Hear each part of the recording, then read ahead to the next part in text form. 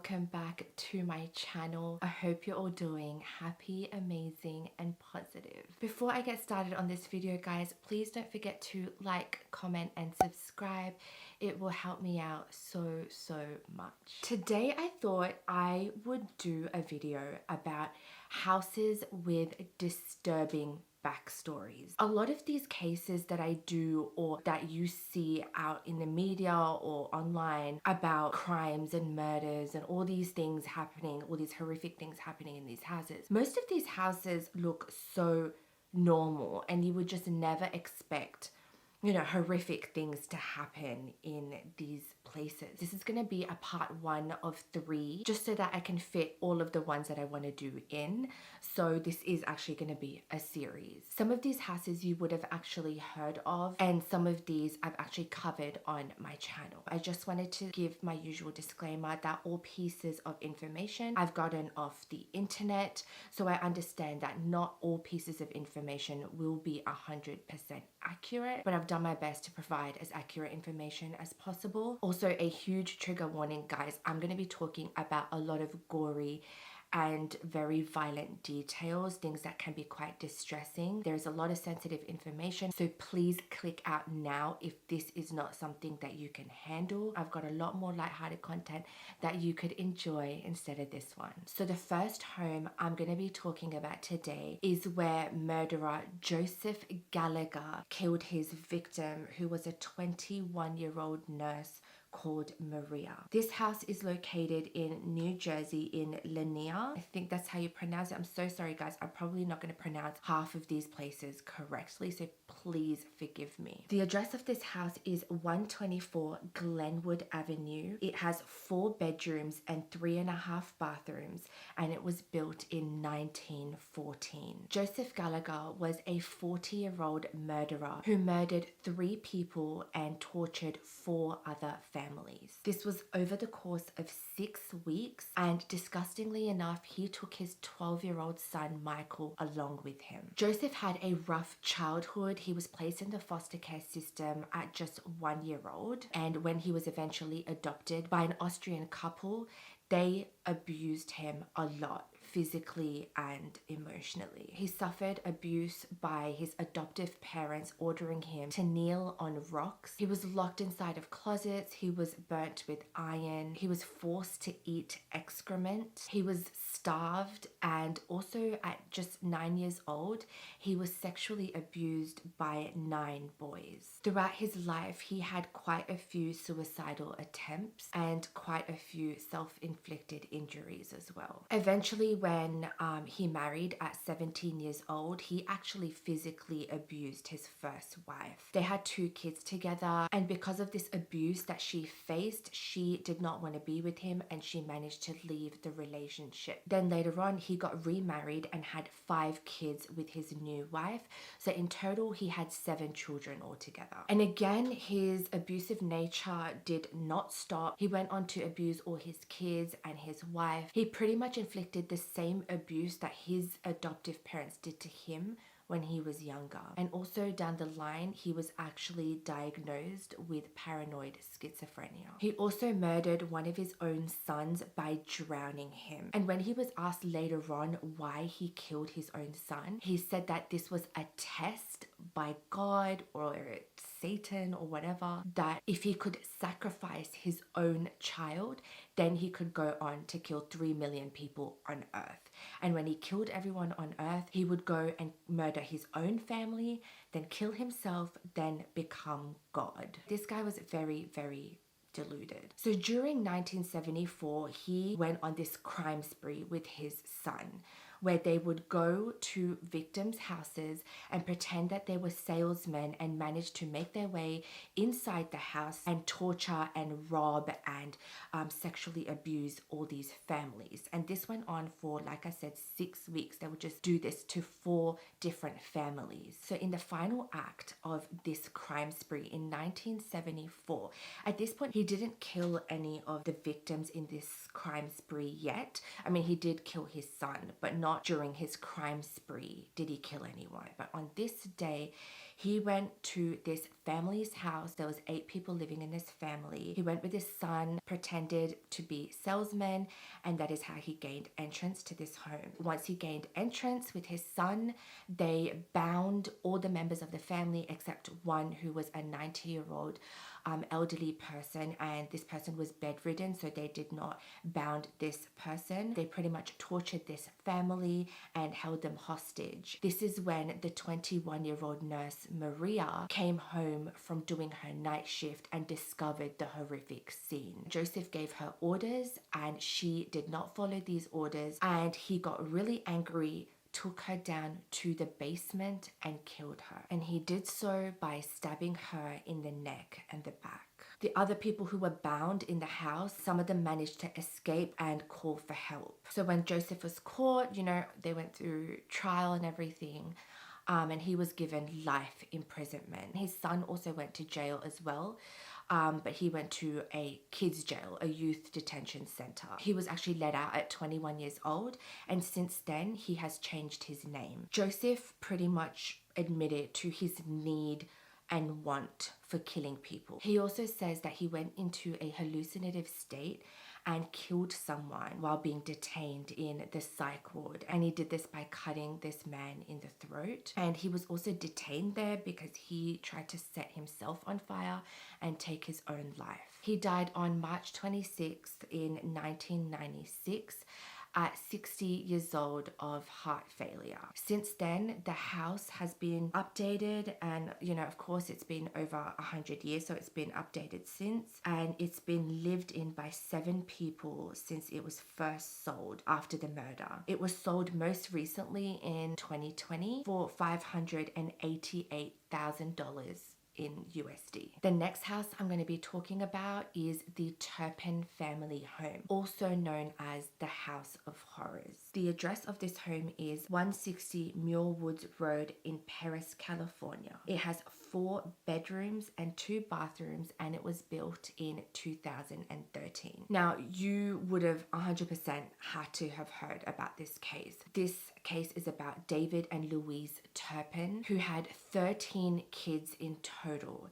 And this home is where they tortured, beat, and starved their 13 children. These children suffered horrific abuse that you could not even fathom. Most of the kids, except the youngest, who was 2 years old, was abused, and I'm thinking this is because the 2-year-old wasn't old enough to get abused, but would have eventually as they grew older. These kids were starved, handcuffed to their beds. They were not allowed to shower. They only were allowed to shower once a year.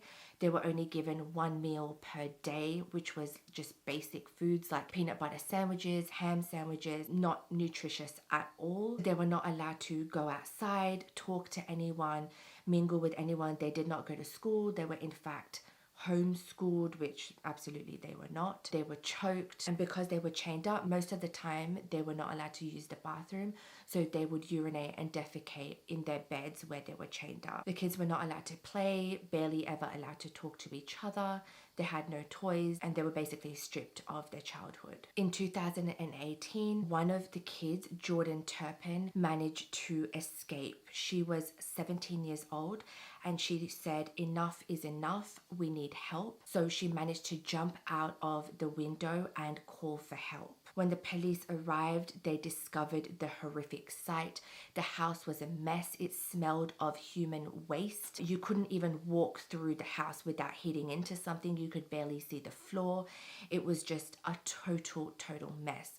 And that is where they found some of the kids who were chained up. They found the kids completely malnourished. Some of them were like 30 and they looked like they were 14 years old. All the kids did not look like their age. They looked much younger. You could barely breathe in the house. The kids even said that they could barely breathe. They didn't even know what medicine was because they were never taught what medicine was, and their vocabulary wasn't up to the standard of their age because they were never educated properly, because they were imprisoned for all of their lives. The parents were taken to jail. They were given the sentence of life with the possibility of parole in 25 years, which I'm pretty sure most people in this world would not agree with. I believe that they should rot in jail forever. This home was sold in an auction in 2019 for just over $310,000, but then it was put back up for sale and resold again in 2020. You know, this is your normal looking home, a home that you would probably drive past in your neighborhood, and a lot of these neighbors didn't really know for sure if anything crazy was happening, and a lot of the neighbors were very shocked to hear that this was going on inside this home. This next home is probably one of the most interesting cases that I've read into pretty much ever, and this is the Elizabeth Bathury castle. Yes, you heard right, not a normal home with four walls. I'm talking a whole damn castle. This castle was located in Hungary, now in Slovakia, and it was built in the 13th century. So this goes back centuries. You would never guess by looking at this castle that this was the home of the most prolific female mass murderer known in history. Not one of the most prolific. Elizabeth Bathury was also known as the Blood Countess or the vampire. She was a Hungarian noblewoman. Her family owned a lot of land in the kingdom that they were in, and she actually had royal blood in her. So her uncle was the King of Poland. She was related to the Grand Duke of Lithuania, and she was also related to the Prince of Transylvania. So definitely a lot of royal blood going on. She was married at 15, but some say she was married at 11 or 14.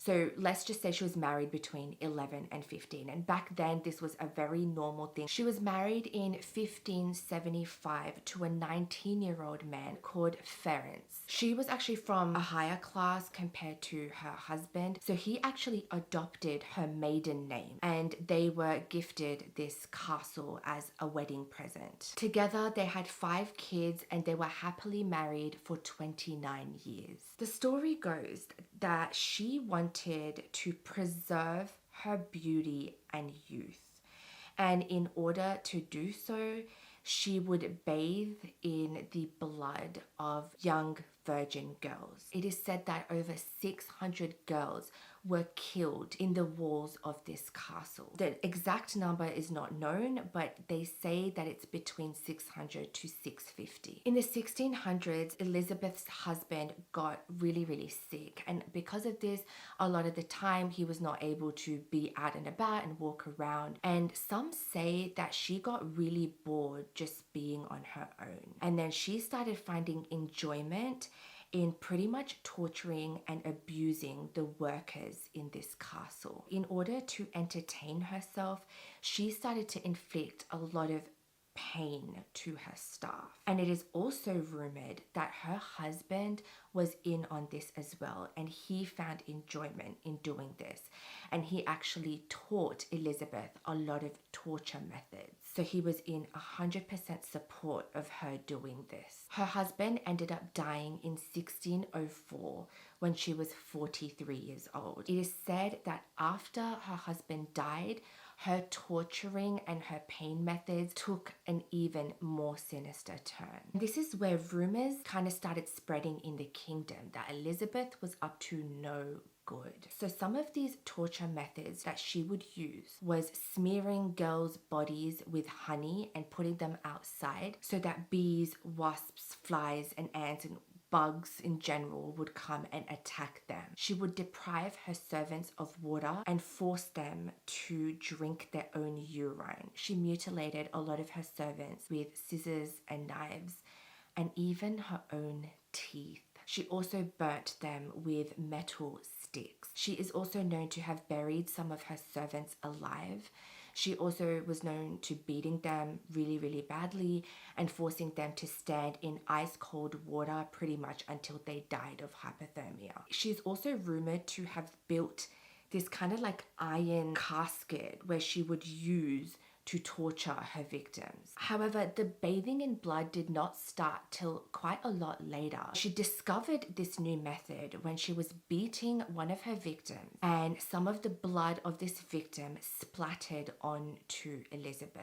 And she noticed that when this happened, her skin tightened up and seemed more youthful. So this is when she was like, oh, maybe young girls' bloods would help me preserve my youth and beauty. So that is when she got her servants to lure young women of the lower class into the castle, where she would kill them and take their blood and bathe in their blood. So she became obsessed with doing this, and also she started biting chunks off these girls' faces. I don't know if that's because she thought that that would speed up the process of her keeping her youth, or just to add to the torture. A lot of girls between the ages of 10 to 14 were going missing in this village, and because she was taking so many girls, there was pretty much like not that many girls left to take, and no one really realized that these girls were going missing. Like, it wasn't a huge known thing at this point because they were of the lesser social class, so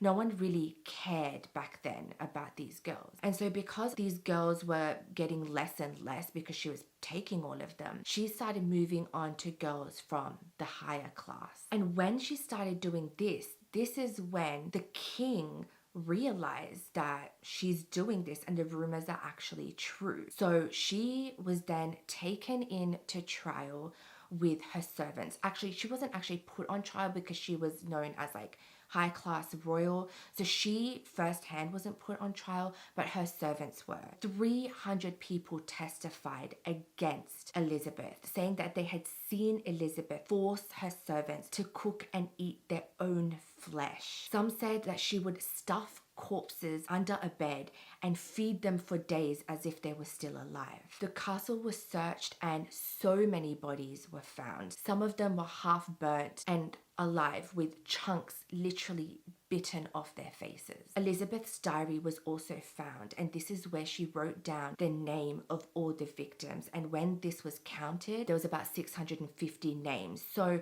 there could have been more. However, they were only tried for 80, and because she made her servants lure these girls in, 4 of them were penalized as well. 3 of them were sentenced to death and 1 of them was sentenced to life imprisonment. Elizabeth was also sentenced, but she was only sentenced to solitary confinement in a room in her castle. So they said that there were like no windows or anything in this room, and she would have to get fed through this small little gap in the door. She also died in this room in 1614, just 10 years after her husband passed away. She was 54 years old. The irony of this, right? She wanted to preserve her youth and stay beautiful, but she died at 54. The castle is actually still up. It was in ruins, but they've actually kind of created safeguards around this castle so people can go and visit, and it's pretty much a tourist attraction now. You can take tours there. So many people visit every year. You have to take a 45-minute hike up to the castle and walk around, take your pictures. So if you're ever in Slovakia,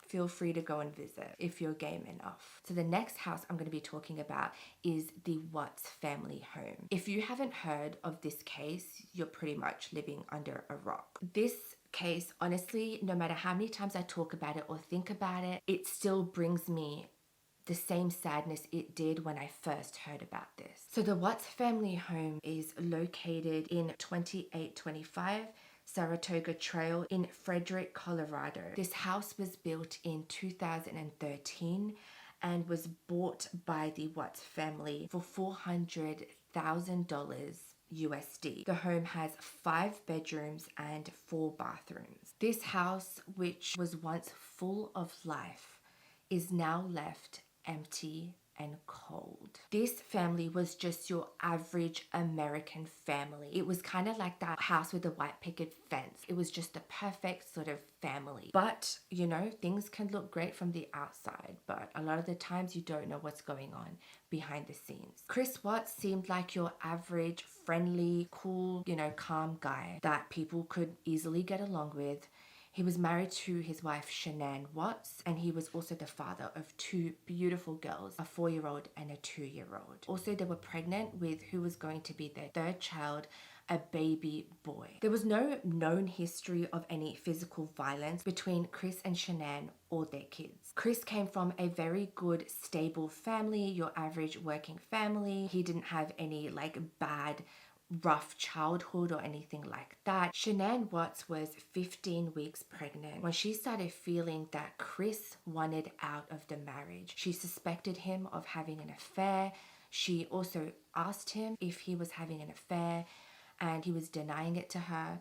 However, inside, he did not want to be with Shanann anymore, and he even said to her that separating was the best for the both of them. One day, Shanann came home from a business trip, and that night is when everything turned. In the early hours of the 13th of August in 2018, Chris and Shanann got into an argument, and this is where Chris again said to her that he wanted out of the marriage. And of course, she was very, very upset. She wasn't sure why, but Chris was hiding a huge secret, that he was actually having an affair with a co-worker that no one knew anything about. This was a full-blown affair. He was in love with her. And when this argument got heated, Chris completely turned. He got on top of her and started strangling her while she was in their bed and the kids were asleep in their rooms. He strangled her to the point where her and her unborn baby died. He then took his kids and put his wife's lifeless body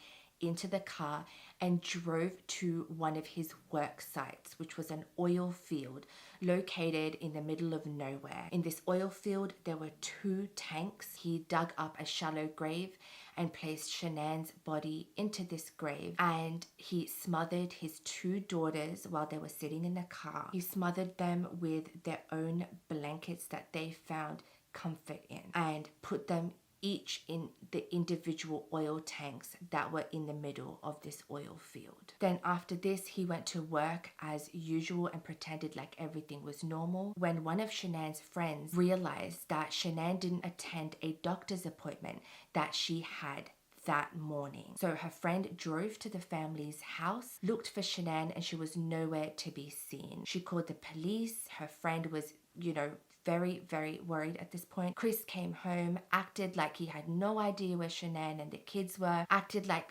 she may have just left, up and left, and that he was worried and he just wanted them to come home. Very soon after, the police found out that Chris was having an affair and that something did not sit right with them because he was not acting right.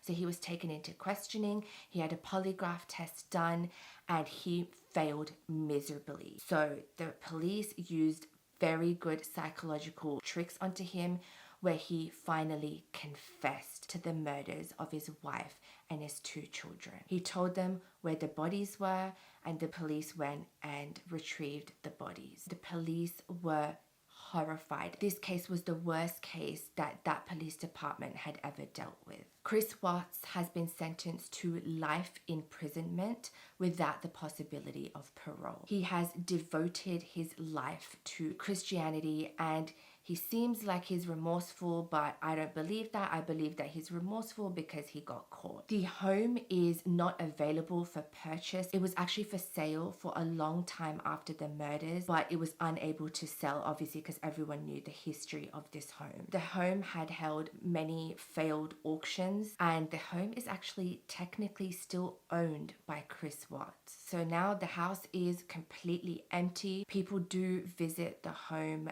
from the outside and look in from the window, but yeah, it's just empty, lifeless, and just bone chilling. The next house hits close to home, literally, because this house is not far from where I live. This house is where the Gonzalez family used to live. And if you are Australian, you most likely have heard of this case. This house is located on 6 Collins Street in North Ryde in Sydney, Australia. It was built in the year 2000 by the Gonzalez family, and it has 4 bedrooms and 2 bathrooms. This home looks like a very normal home that you see a lot in Sydney. Driving past this home, you would honestly never ever believe, you would never even imagine that something so evil could have taken place. The Gonzalez family was a family of 4. 21-year-old Seth Gonzalez, an 18-year-old 18-year-old sister and the parents, who were 46 and 43. The family came from the Philippines after their home was destroyed by an earthquake. The parents of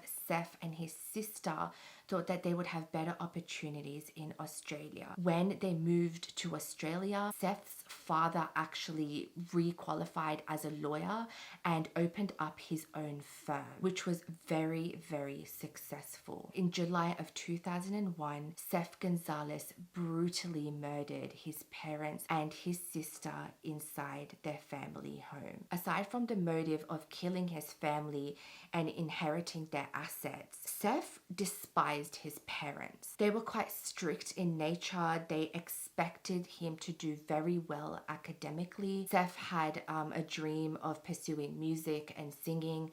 However, he had to put that to the side because his parents wanted him to do something more structural with his life. So because this is what his parents wanted, he had to put his music and singing passions off to the side, and he went to do medicine. However, he withdrew this and dropped out of this and started pursuing law in Macquarie University. He did not do well in law at all. He actually was so bad that he almost got expelled. His parents didn't know this, but his sister ended up telling their parents that he was doing terribly at school. So because he was doing terribly, they threatened to take away a lot of his privileges. Some of these privileges included taking away his pride and joy, his car. His mother also disapproved of his girlfriend, so they would get into many arguments about that also. His family also threatened to disinherit him. So before they had the chance to do that, Seth decided to take matters into his own hands. On the 10th of July at around 4 p.m., Seth Gonzalez left his father's law firm where he worked part-time. He drove home and he was armed with a baseball that he took out of the boot of his car, and he also took out some kitchen knives when he entered the home. His 18-year-old sister was upstairs in her room where he went up and attacked her. He hit her in the head at least 6 times and stabbed her multiple times. At this point, his parents were not home, so he waited until 5 p.m.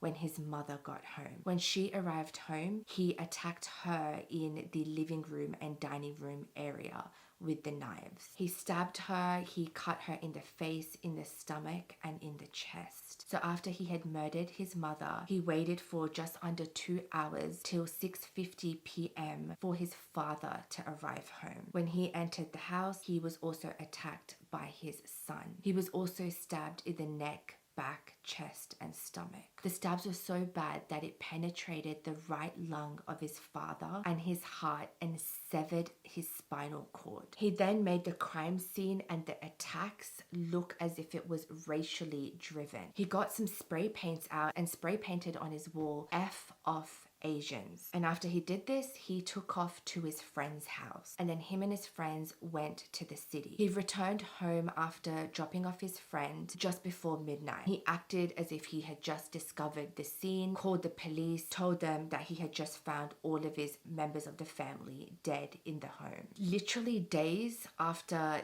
the murders, he visited his family's accountant to inquire about how much money he was inheriting. The amount was about $1.5 million. He then, with this money, moved into a very nice apartment and bought a very nice car, which was a Lexus. This was super suspicious because he was like living the life and acting like nothing even happened. Like his whole family didn't just get murdered. So this was a very suspicious thing for the police. He was very emotionally detached, and the police picked up on this. The police realized that things also did not add up in the crime scene, so they took Seth in for questioning. He always denied that he did this, but he was still taken to trial and he was given 3 life sentences without the possibility of parole. He is now 41 years years old, still in jail. The house was put on sale shortly after the murders and it took about 3 years to sell. Eventually, the house was actually sold to a couple who was not informed of the history. The couple found out the history because they had come across an article about the Gonzalez family and the home